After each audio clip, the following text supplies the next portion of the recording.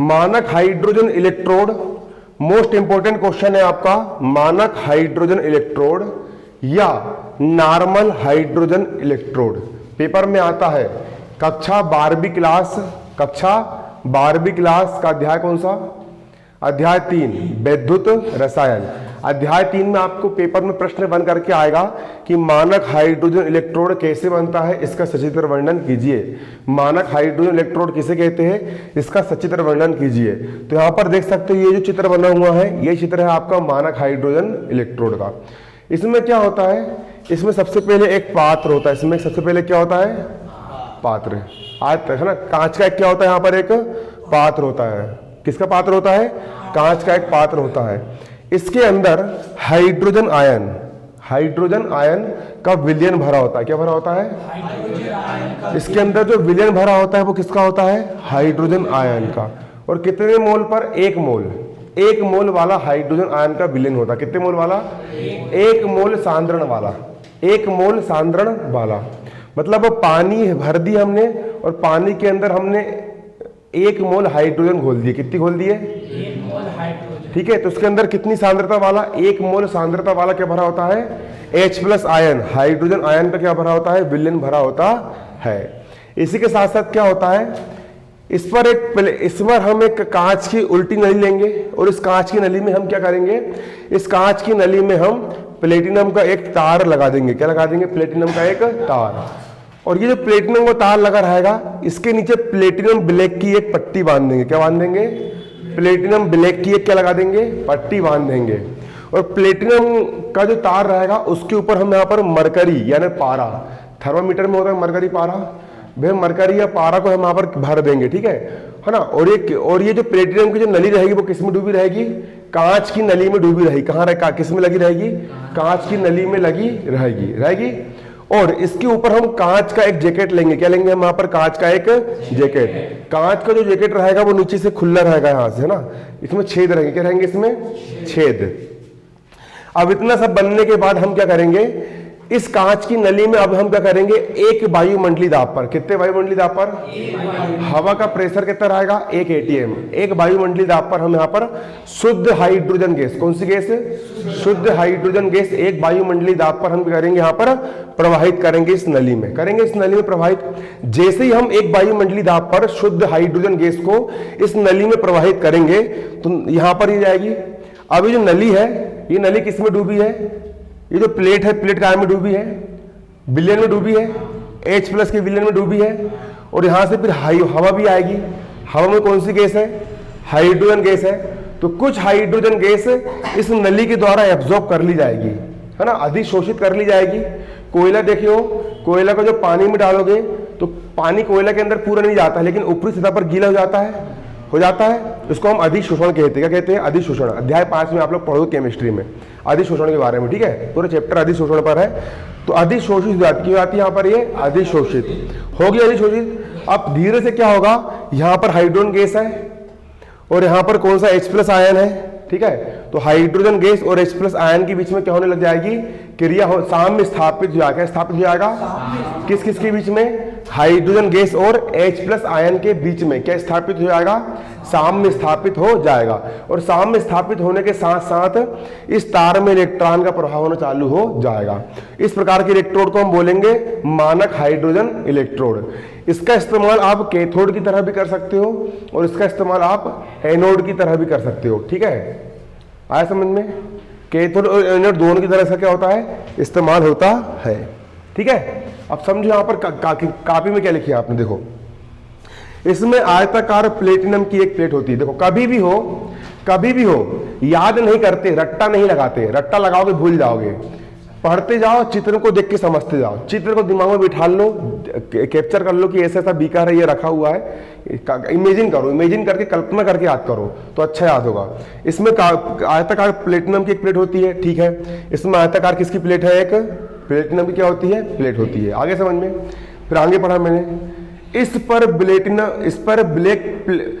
Platinum black का लेप कर दिया जाता है। इसके ऊपर हमने क्या पोत दिए? किसका लेपन कर दिए?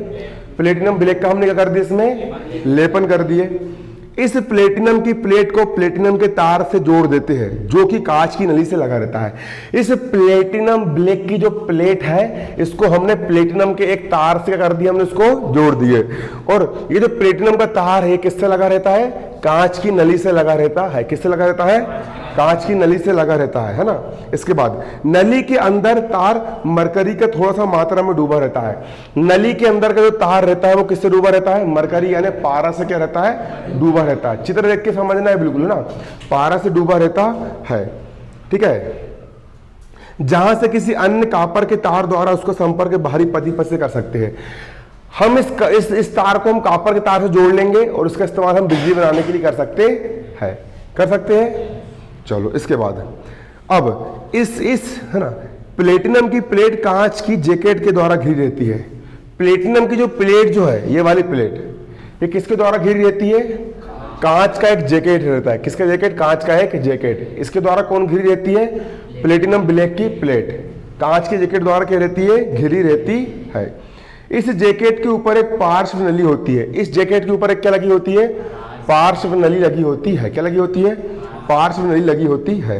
समझ में आ रहा है ना। अब इस इलेक्ट्रोड को 1 मोल अम्लीय विलयन रख करके, ये जो इलेक्ट्रोड है इस इलेक्ट्रोड को हमने कहां पर रखे, 1 मोल वाला, कितने मोल वाला, 1 मोल वाला अम्लीय विलयन। अम्ल जो होता है, अम्ल किसे कहते हैं, अम्ल किसे कहते हैं, ऐसा अम्ल वह पदार्थ है जो H+ आयन उत्पन्न करता है। कौन से आयन उत्पन्न करता है, तो हमने ऐसे अम्ल का विलयन डाले जो 1 मोल हो। कितने मोल हो, 1 मोल अम्लीय विलयन में हमने इसको रख दिए, कहाँ में रख दिए, 1 मोल अम्लीय विलयन में हमने किसको रख दिए, इलेक्ट्रोड को रख दिए। अच्छी तो यहाँ पे समझो ना, 1 मोल अम्लीय विलयन में हमने किसको रख दिए, इलेक्ट्रोड को हमने क्या कर लिया, यहाँ पर रख दिए। और तापमान कितना है, 25 डिग्री सेल्सियस। और एक बार यानी 1 ATM दाब पर हमने कौन सी गैस भेजे, यहां से शुद्ध हाइड्रोजन गैस इसमें हमने क्या कर दिए, प्रवाहित कर दिए। गैस का कुछ अंश प्लेटिनम की प्लेट अधिशोषित कर लेती है। अब ये जो हाइड्रोजन गैस हमने इसके अंदर भेजे, कुछ गैस कौन खींच लेती है, ये जो प्लेट लगी है ये क्या कर लेती है, अधिशोषित कर लेती है, मतलब खींच लेती है, सोख लेती है।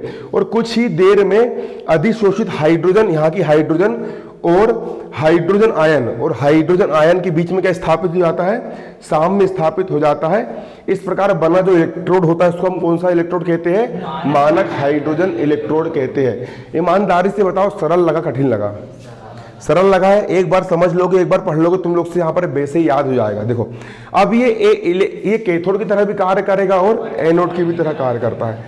अगर हमने माना अगर ये एनोड की तरह कार्य कर रहा है, किसी तरह कार्य कर रहा है, एनोड की तरह कार्य कर रहा है। देखो एनोड, अगर हमने इसको एनोड के स्थान पे लगाया, किसके स्थान पे लगाए, तो एनोड की तरह कार्य करने पर ऑक्सीकरण अभिक्रिया होगी। कौन सी होगी, यहां से जो हमने हाइड्रोजन गैस भेजे हैं, ये वाली हाइड्रोजन गैस 2 इलेक्ट्रॉन का त्याग कर देगी। कितने इलेक्ट्रॉन त्याग देगी, और 2H+ बना लेगी। क्या बना लेगी, 2H+ बना लेगी।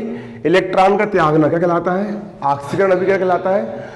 और जो इलेक्ट्रॉन ये त्याग रही है, जो इलेक्ट्रॉन ये कर रही है, ये इलेक्ट्रॉन फिर कहां चल जाएंगे, प्लेटिनम प्लेट पर कौन सी गैस है, हाइड्रोजन गैस है। इसने इलेक्ट्रॉन त्याग दी, और इलेक्ट्रॉन त्याग करके वो आयन, ये वाला जो आयन है वो काय में घुल गया, पानी में घुल गया। और जो इलेक्ट्रॉन जो बचे, ये इलेक्ट्रॉन यहां से ऊपर जाएंगे और ऊपर जाकर के करंट प्रवाहित कर देंगे। क्या प्रवाहित कर देंगे, करंट प्रवाहित कर देंगे। ठीक है, कर देंगे करंट प्रवाहित, ऐसा होगा।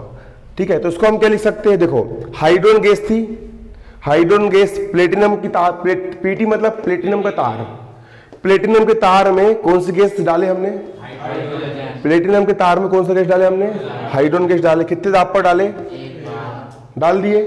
अब ये हाइड्रोजन गैस ने क्या बना ली, H+ आयन बना ली। H+ आयन किस में घुल गया, विलयन में घुल गया। AQ मतलब एकवा हो गया, विलयन में वो चला गया, घुल गया। और सांद्रता कितनी विलयन की, 1 मोल है। कितनी है, समझ में आया।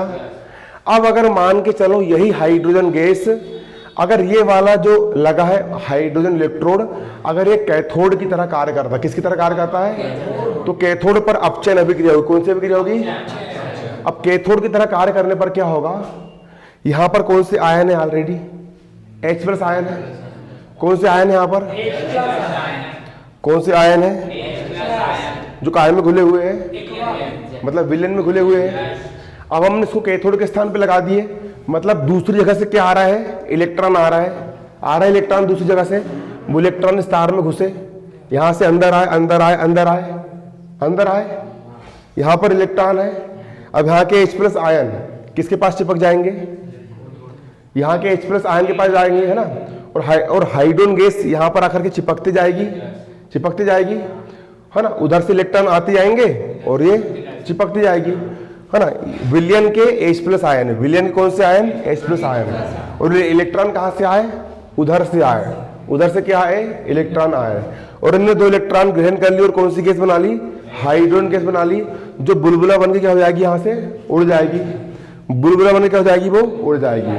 अब इसको हम कैसे लिख सकते हैं, यहाँ पर देखो H+ आयन है, एक अवस्था में, मतलब कि विलेन की अवस्था में है विलेन की अवस्था में। इनकी सांद्रता कितनी है, 1 मोल है। इनने इलेक्ट्रॉन क्या कर लिए, ग्रहण कर लिए और कौन सी गैस बना लिए, H2 गैस बना लिए। कितने दाब पर, 1 बार दाब पर, प्लेटिनम गैस पर। और ये भाप बन के क्या हो गई, उड़ गई। ये क्या पढ़ ली तुमने, मानक हाइड्रोजन इलेक्ट्रोड किसे कहते हैं। बनेगा नहीं बनेगा,